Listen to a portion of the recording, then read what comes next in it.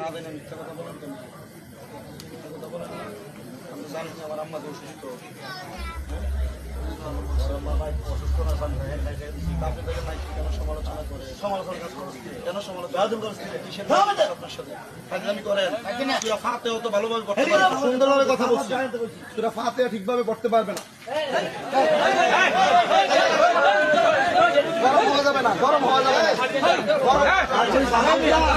আসসালামু আলাইকুম ওয়া রাহমাতুল্লাহি ওয়া বারাকাতুহু। বিসমিল্লাহির রহমানির রহিম। সম্মানিত দর্শক, আশা করছি সকলেই ভালো আছেন। দর্শক শ্রোতা, আজকে যে বিষয়টি নিয়ে কথা বলবো আপনারা প্রথম অংশে লক্ষ্য করেছেন, একটা মাহফিলে আমাদের রেজবিয়া দরবার শরীফের একজন খলিফা আব্দুর রহমান রেজভী এবং শামীম রেজা, আপনারা জানেন অলরেডি সোশ্যাল মিডিয়াতে এগুলি ভাইরাল। তারা স্টেজে যে মারামারি করছে, একজনে দিচ্ছে আব্দুর রহমান রেজভীর দোষ, একজনে দিচ্ছে শামীম রেজার দোষ।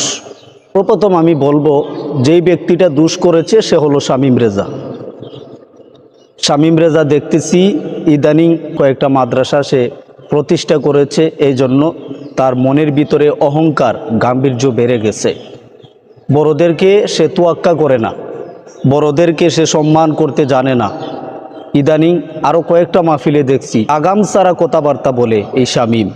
যদি তার মা নিয়ে আব্দুর রহমান রেজভী কোনো এক মাহফিলে কথা বলে থাকে, সে দাঁড়িয়েই যখন ওয়াজটা শেষ করলো, শেষ করার পরে এ কথার ভাষাগুলি এগুলি শুনলে আপনার মাথা হিট হয়ে যেতে পারে। প্রথম ভিডিওটা কি আপনারা দেখেছেন কেউ? এই যে আব্দুর রহমান রেজভীর দোষ দিচ্ছেন, আমি হইলে তো এই জায়গায় কয়েকটা চোর দিতাম ওকে। প্রাইসে দাঁড়ানোর পরে আপনার পিক আপ বাইরে জায়গা, মানে তার ভাষা শুনলে, প্রথম যে তার ভাষা ব্যবহার করেছে আব্দুর রহমান রেজভীর সাথে, এটা মাথা হিট হওয়ার মতো ভাষা ব্যবহার করেছে। কেন? বয়সে বড় মানুষ, সূরা ফাতিহা পড়তে পারবে না, এটা তো পরের অংশ, পরের সাবজেক্ট। প্রথম যে ভাষাটা ব্যবহার করলি, পিক আপ বাইরে জায়গা আপনার, কেন বেয়াদবি করবি কেন? ফোন দিলে ফোন ধরে না, এই কথাটা ওয়াজ শেষ করছ, শেষ করার পরে সালাম দে, সালাম দেওয়ার পরে কথা বল।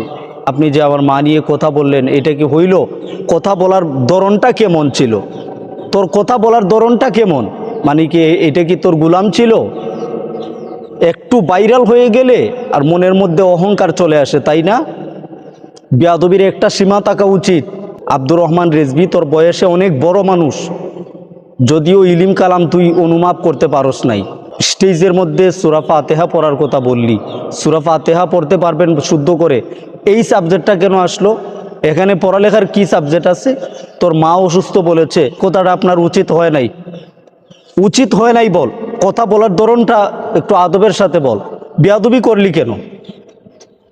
তুই মনে করস যে মানে একটা তেলাপোকা আছে, এক জাতীয় তেলাপোকা, নতুন করে মাটির থেকে যখন গজায় তখন আসমানে উড়াল দেয়, মনে করে যে চতুর্থ আসমান ছুঁয়ে নিবে। মানে ভাইরাল হয়ে গেছ, এখন মনের মধ্যে অহংকার বাইরে গেছে। উচিত কথা বললে তো এখন অনেকেই আবার মন্তব্য করবেন, দালাল মালাল এই হেই বলবেন আপনারা। আসলে দালালি করা নয়, সত্য কথাটা তুলে ধরেন। দেখেন প্রথমে তার ভাষাটা কেমন ছিল, সে কিভাবে ব্যবহার করেছে। প্রথম তার ভাষাটা কেমন ছিল, আপনার প্রথম ভিডিওটা একটু দেখেন, শুধু চরমারার ভিডিওটা দেখলেন, প্রথম যে ভাষাটা ব্যবহার করছে এটা দেখেন। পিক আপ বাইরে জায়গা, পিক আপ বাইরে জায়গা, এটা তো সাথী বাইকে বলা যায়, আমাদের বয়স তাদেরকে বলতে পারবি। তোর মুরব্বি, তোর বয়সে বড়, তুই স্টেজে ওয়াজ শেষ করার পরপরই পিক আপ বাইরে জায়গা বললি কেন? প্রথম ভাষাটা কেমন ছিল তুই নিজের কাছে নিজে প্রশ্ন কর। সর একটা মারছে, সারা দুনিয়ায় মানুষ আব্দুর রহমান রেজভীকে খারাপ বলতেছে, আমি তো দেখি প্রথমেই তোর দোষ। অন্য কিছু বলার মন মস্তিষ্ক নেই। তবে আপনারা যারা আব্দুর রহমান রেজভীকে দোষী করতেছেন, আমি দেখতেছি যে এটা রং সাইড। আব্দুর রহমান রেজভীর দোষটা হয়েছে এই জায়গায়, সে চর তাপ্পর মারাটা উচিত হয় নাই, এটাই তার ভুল। আর বাকি সব দোষ শামীম রেজার। আমি দেখছি সে প্রথমে যে ভাষাটা ব্যবহার করেছে, শেষ পর্যায়ে যখন সে সূরা ফাতিহা পড়ার কথাটা বলল, তখন হয়তো আব্দুর রহমান রেজভী যদি চরটা না দিত, জায়গায় বলতো শামীম রেজা যে দেখেন সূরা ফাতিহা সে পড়তে পারে না, সে মানুষকে নিয়ে সমালোচনা করে, এই কথাটা বলে ফেলতো। কিন্তু এখানে তো সে প্রধান অতিথি, আব্দুর রহমান রেজভী ওই মাহফিলের প্রধান অতিথি হয়ে গেছে।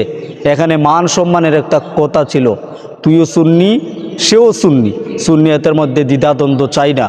তবে কি আমরা সবাই চাই আবার যেন তারা এক স্টেজে একসাথে চলাফেরা করে। এগুলো নিয়ে ওয়াহাবিরা বিভিন্ন রকমের সমালোচনা করতেছে। ওয়াহাবিরা সুযোগ পেয়ে গেছে যে দেখো অনেকে অনেক মন্তব্য করতেছে, এগুলি বলতে চাই না। তবে আমি বলবো আবার একত্রিত হয়ে যাও, একসাথে চলাফেরা করো। বয়ান স্টেজের মাঠে, যেই জায়গায় মাহফিলের ময়দান, এখানে যেন কেউ কারোর অসম্মানী করতে না পারে। সম্মান নিয়ে টানা হেঁচড়া করবেন না। কারোর সাথে কথার কাটাকাটি থাকে সেটা পার্সোনালি থাকবে। মানুষের সামনে জনসম্মুখে যদি এইরকম করেন তাহলে ভবিষ্যতে সুন্নিয়াতের পথ অন্ধকারের দিকে নিমজ্জিত হচ্ছে। প্রিয় দর্শক, সকলে ভালো থাকুন আর বিবেক দিয়ে বিচার করবেন, হক বিচার করবেন। ভালো থাকেন। আসসালামু আলাইকুম ওয়া রাহমাতুল্লাহি ওয়া বারাকাতুহু।